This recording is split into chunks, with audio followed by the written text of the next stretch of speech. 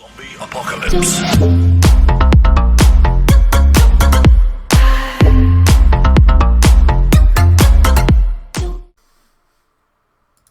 What is up, guys and gals? Space Unicorn here, bringing you some hot frag action. So, today, we are going to be going over the final Nations Challenge video. That is, actually no, second to last Nations Challenge video. That is the USA lineup. So, with that being said, this is the lineup I have chosen. There is a lot of USA cards, so you have a lot of options with this. But this is what I'm going with. I'm going Striker, Queen Boom, Ollie, Blot, and Pocahontas. So, let's hop into a match. I should put the boss in there. What do you guys think? Should I put the boss in there? I think I have too many legendaries, so let's actually keep him out. I think I'm comfortable with this lineup. So let's see if we can go get a win. So a couple things with this lineup. This lineup is going to be very, very strong offensively. There's just no other way to put it. Defensively is where, even there, like the USA cards are really, really, there's just so many of them, and so many of them are really strong. Like, they've got Blot, they've got, sorry, let me think here. They've got Blot, Striker, Queen Boom, Ollie, the boss. They're all USA cards, so you can really build a lineup here to win with. This is actually only the second time that a nation has had enough cards where we can build an entire lineup, which I think is really cool. The other one was Japan, and we all know that Japan's lineup was insanely powerful. So, that should do it. Thank you, Striker. Alright, let's run over here.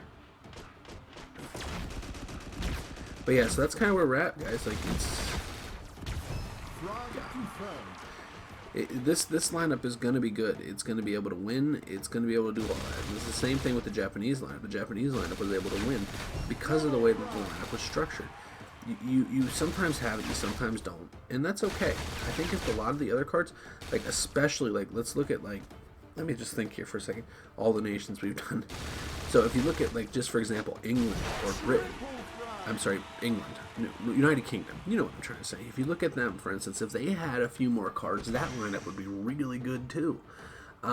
As would, well, there's a couple Italy cards that are really good, and a bunch of,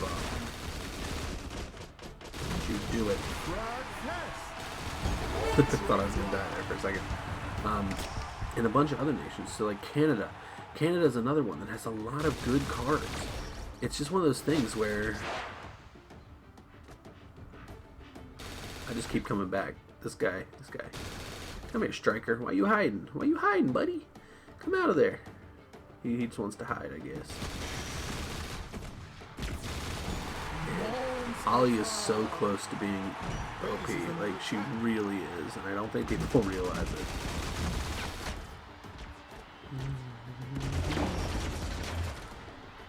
She's like, if she had more bullets in her clip, guys, this card would be absolutely I mean that, like, this card is so good. But yeah, this lineup you're going to be able to get some wins with in the current competitive scene, as with the Japanese lineup. The United Kingdom lineup, if it had a few more cards in the right places, would be competitive. Canada would be competitive.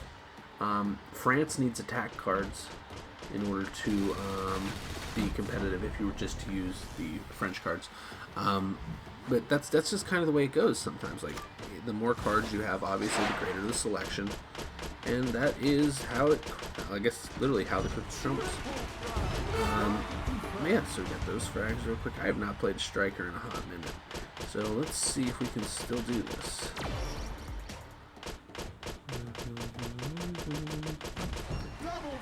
Dirty bugger. Nice. Got him. I usually very rarely ult with Striker, mostly because I just run around. You know, it's one of those things where you kind of, I don't know. It's just one of those things you kind of develop. Get out of here, Lucha. Nobody wants you. Really? Really? He bounced off the wall for the arena. Back. Lucha would do that. Bounce off the wall back onto the arena. Oof. That's a move. Anyways, let's go over here and dump a clip into this thing.